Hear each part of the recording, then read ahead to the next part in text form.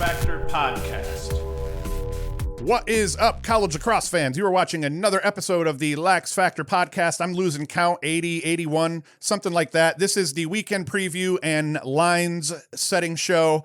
We're going to do this every Thursday. We're going to, talk about a bunch of games that are coming up and then set lines for those games. We'll talk about Penn State, Yale, Penn Duke, Cuse, Army, Hopkins, Carolina. We're going to set lines for a bunch of games, and then we're going to set lines for games like Hobart and Colgate and Binghamton, Lafayette. We're going to try to get a little weird with it here. Before I get into it, got to get that cheddar. Sideline Swap. Best place to buy and sell lacrosse gear, hard to find college gear, pre-owned heads, shafts, helmets, and more, up to 70% off retail. List gear collecting dust in your garage, and Sideline Swap will send you a pre-paid label when it sells. Go to sidelineswap.com or click the link in the description. Now, let's get into this. First game I wanted to talk about was Penn State versus Yale. It's really what this game comes down to. It's the battle between Gerard Arceri and TD Erlin. And I've always said that Erlin has been Arceri's kryptonite, or at least he was last year. Yale ended Penn State's season last year in the playoffs. I mean, these guys hate each other. These two face-off guys probably have a great deal of respect for each other once the weekend's over. And right now they're probably sitting here getting ready for war. So for this game, we have two of the best attack groups in the country. I dare say, if not the number one and the number two, at least two of the top three attack groups in the country, because I would put UVA's attack group right up there with anybody's. We've got Grant Ament, who's got 25 points already across Penn State's first three games. We've got Maryland. And for Yale here, I mean, it's kind of spread out. We've got a bunch of guys with a bunch of points. We've got Bragg with 6, Brandow with 6, Kotler with 5, Gaudet with 5, Morrill with 3. But Yale's only played one game, so keep in mind that that these guys all put those up in one game, and Penn State right now is sitting at 3-0.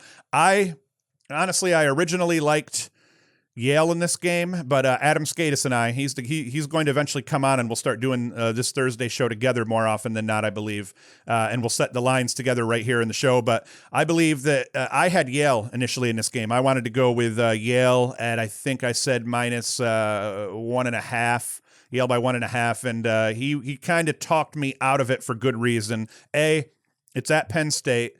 B, Penn State's going to be pretty hot, and they're going to want some revenge. And C, Penn State's the higher-ranked team, so it's like all these things considered, contributed to me deciding, yes, we probably had to change the line on that. So for this one, we're setting the line at PSU by 1.5 is what it's going to be here. So 1.5 for PSU.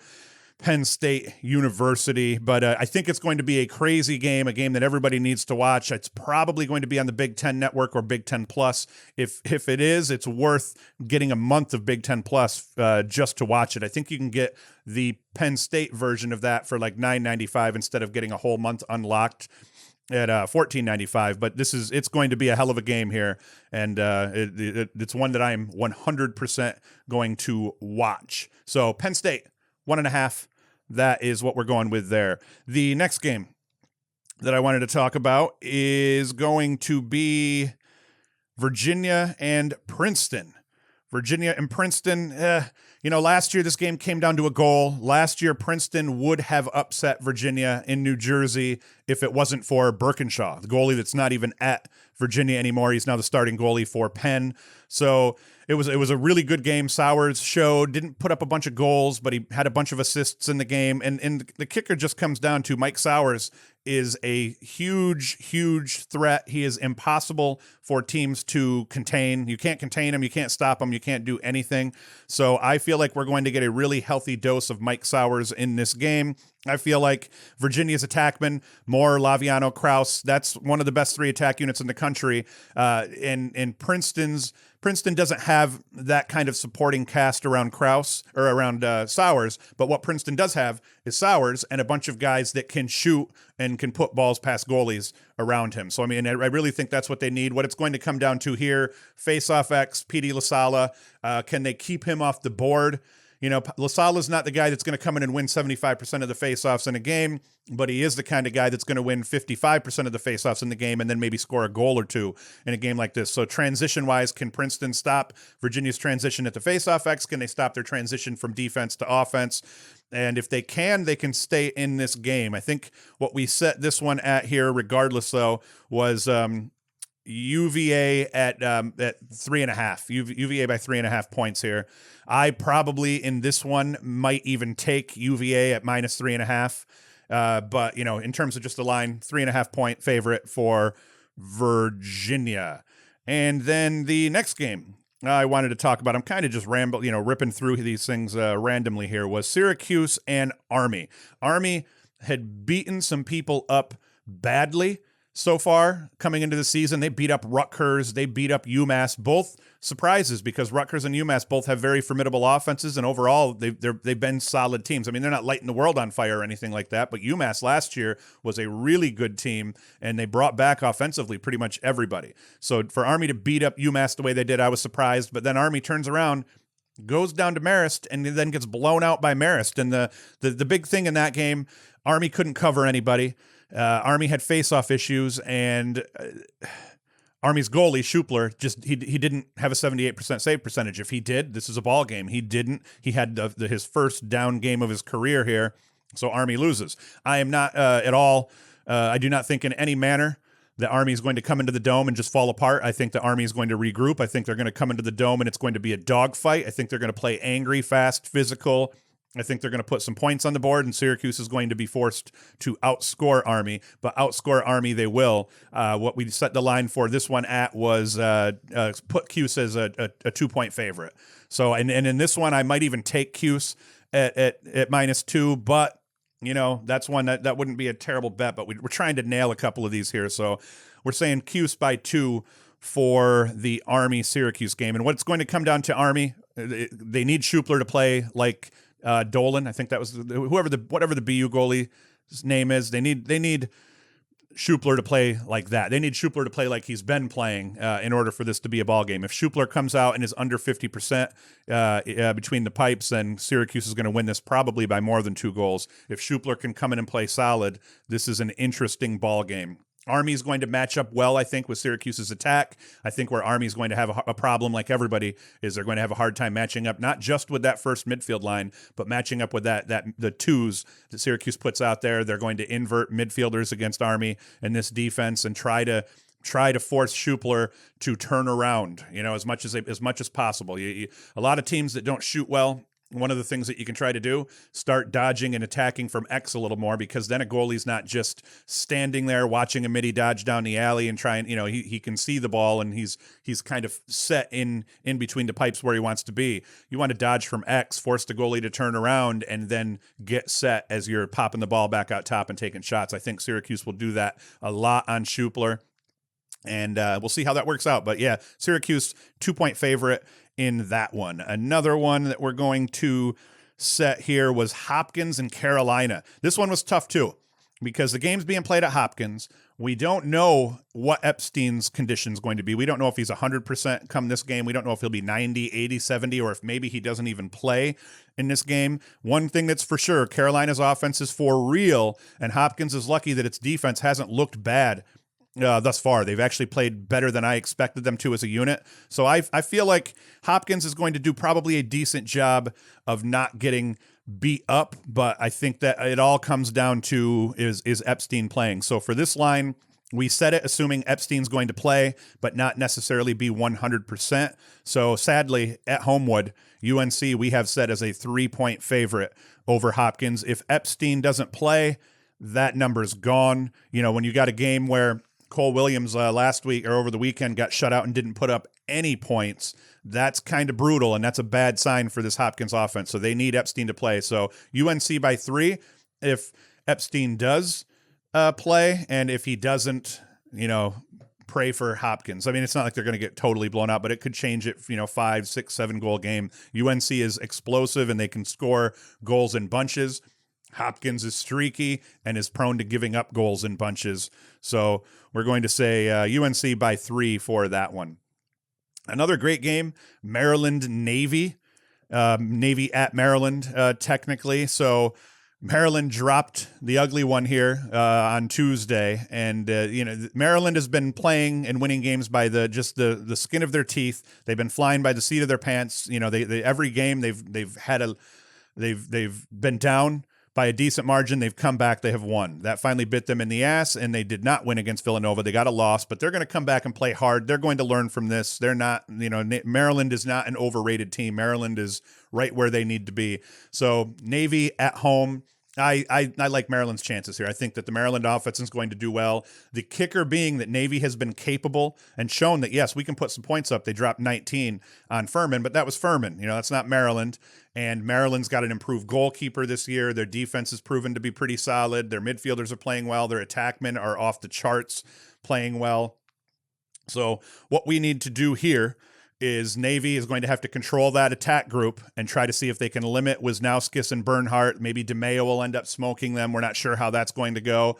And then beyond that, what we need to have happen is Navy needs to pretty much outscore Maryland. Now, Navy has not played well in their other two games, and they have not put up a bunch of goals. I think they only beat Manhattan like 9-4 or something like that. So Navy is going to have to do everything right, obviously in this game to make it close. But I think that they will. I think that Navy's going to come out and give Maryland their best game on the road. And we've got Maryland set as a 3.5 point favorite in this one. Yet another game was Notre Dame against Richmond. And Richmond, I actually wanted to set this a little higher than we ended up setting it. And what you can do here is you can listen to the audio version of Skatis and I setting all these lines. Go to anchor.com/FM. I'll put the link in the description below so you can actually go listen to the audio podcast. The video got screwed up, so I couldn't even cut it together to use it for this, unfortunately. But we had a 36-minute conversation that you can listen to the whole thing. Go to anchor.fm/LaxFactor, and the link directly to it will be in the description, and you can listen to us go back and forth and listen to how we decided to set these. But I wanted to set it higher. I was ready to say Notre Dame by 4.5. The kicker being, man, Notre Dame, they're not the type of team that runs the score up, and Richmond is typically not the type of team that plays down, at least not when they're playing teams like this. So we're going to set Notre Dame as a 3-goal favorite in this bad boy, and I think that if I were to take this bet, I would take Notre Dame at -3 for sure. I would take that all day. I think Skatis would have probably told you he'd probably take Richmond at +3. But hey, that's why we do this here. Duke Penn. Do not want to forget Duke Penn. And this one, we had some logic. I liked Penn, and Skatis actually wanted Duke to be the favorite. Duke at home, perennial power Duke. I liked Penn because Penn is, they're just a really dirty offensive team. They play really good defense. They're physical. They'll beat people up, sometimes a little bit too much even. So I talked Skatis out of it again, anchor.fm/LaxFactor. You can hear us discuss it, but I talked him out of it because Duke has goalies that are splitting time. Penn has a goalie in Birkinshaw who proved last year that he can play, and he can play on a big stage, and he can get hot and put up a bunch of saves. He did not do that last week against Maryland. He actually started the game well, and then that period between I forget where their comeback stretch was, but it was ugly over the course of the fourth quarter. But Birkinshaw's a solid goalkeeper. But Penn, they have everything in place. They have their offense back. They have leaders on offense. They have known quantities that are going to be their alphas on offense. On defense, they play physical, good team defense. They're aggressive. They get after the ball. They get after the ball when it's on the deck. So everything. Penn does everything well. Duke is still a team, even with the win over Denver. They're still a team trying to figure things out. They're splitting time in cage between two goalkeepers. Defensively, a couple of really great defenders, and then a couple of guys that are still trying to work their way in. So I ended up talking Skatis out of setting Duke as the favorite, partly because that's lunacy, partly because of the rankings and all these other factors. What I don't like is that Penn, it's only their second game. It's Duke's fourth. Penn is way behind in terms of organized practices and everything like that than Duke, but these are Ivy League kids, so I like their chances. So we set Penn at Duke, mind you. We set Penn as a 1.5 point favorite in that one. And then we'll get to some of this one's not weird. Cornell and Towson. We set that at Cornell as a 4.5 point favorite over Towson. I just don't think that I honestly think that Cornell could actually beat them up way worse than that, but the kicker becomes Towson has a really strong defense, and I think that they're going to be able to be a little bit disruptive, way more disruptive with the Cornell attack than Albany was able to be. So that's the one reason that I don't think this will end up being a blowout, but it could. I originally had this also set a little bit higher, but that's why I needed another guy to come in here, was to try to kind of temper my expectations a little bit. So as we're looking at this one, we set Cornell.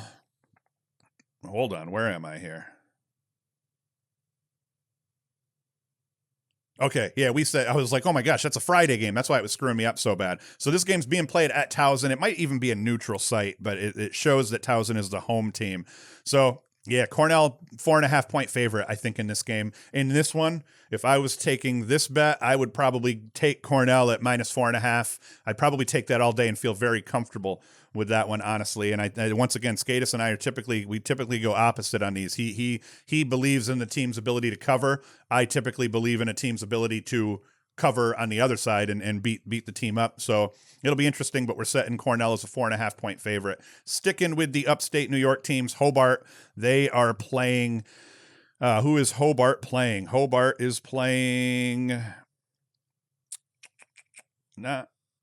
You can tell here that this was the flu week, and I wasn't fully on point. I might even have to cut this here. Oh, Hobart and Colgate. Oh man, I don't know why my brain's not working. Hobart playing Colgate at home, and Hobart will fill it up.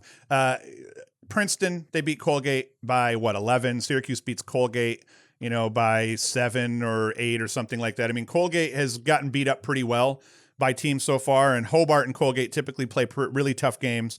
Hobart is not the defensive team that these other teams that have beat Colgate up are, but Hobart has an offense that will put points on the board, and they will be aggressive and relentless in their attack. Colgate, a team that's having a hard time here.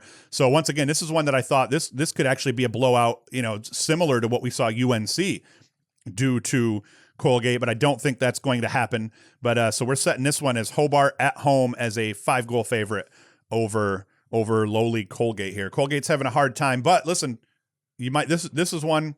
Yeah, I might take Colgate to cover in on that side of it here, just because, I mean, Colgate is not bad offensively. Colgate has proven, against Syracuse at least, they played tough, and they actually kept, I felt like they kept that score a little bit more reasonable than it could have been, even though Syracuse put up 20. What did they put up on them?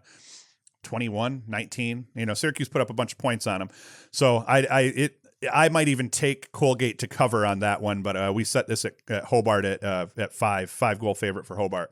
And then another one we wanted to do, and this is where we're getting weird, Binghamton and Lafayette. Once again, I had Binghamton set as a favorite, and Skatis was able to talk me out of it. Binghamton beat Lafayette by a goal last year at Lafayette. Both of these teams are struggling, and the reason I was able to be swayed was because Lafayette has showed the ability to score a few more points than Binghamton against solid teams. Or, well, not necessarily solid teams, but, in the beatdowns that they've taken, I mean, you look at the Lafayette game against Penn State. I don't know what BU was going to do against Penn State, but 16-9, it proves that Lafayette defensively is able to hang a little bit, and offensively they're able to put some points up in transition, loose ball situations. They're a scrappy team, and BU has not proven to be scrappy. The only reason that BU didn't get beat by 15-20 against Syracuse was because their goalie stood on his head. So my logic in this, kid comes off the game against Syracuse feeling pretty good, will not equal that output at home, and Lafayette's just played a nice schedule so far. So I feel like Lafayette's going to be prepared. So we have Lafayette set as a 1-point favorite in this. Lafayette by 1. Let me make sure I didn't miss any of these. I didn't. Other games that are on the board that will be interesting to watch here. We have let's see here. Jacksonville and Robert Morris. Bobby Moe versus Jacksonville. That ought to be a good game on Sunday. Cornell plays High Point at home up in Ithaca, so that ought to be a good game. Remember, the Syracuse Army game is at 1 p.m. on Sunday also. Denver plays a boatload of games. Denver plays on Saturday against St. Bonaventure, and then on Sunday against Cleveland State. And Cleveland State's a solid team, so I would be interested to watch that and see how Cleveland State does. Another one is Hofstra and Villanova, and I did set a line for this one. So the line that I set for Hofstra Villanova, if I didn't get to all of these, we're going to post the graphic like we did last year. All right, so real quick to rip off the other lines that I set that we haven't talked about yet, and then we're going to let you guys get out of here, is Rutgers at Loyola. I set Loyola at as a 3.5-point favorite. We have Ohio State at Bucknell. We set Ohio State as a 3.5 goal favorite. Villanova at Hofstra.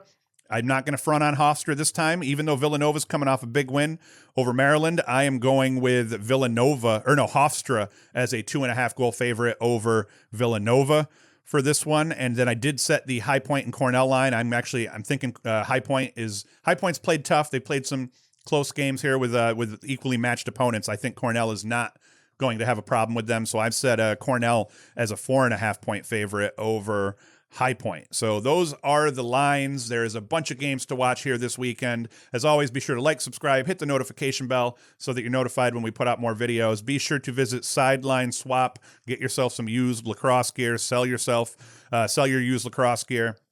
And as always, you can go to LaxFactor.com to buy yourself some swag, t-shirts, hats, mugs, whatever else you're into. And as always, thank you for watching.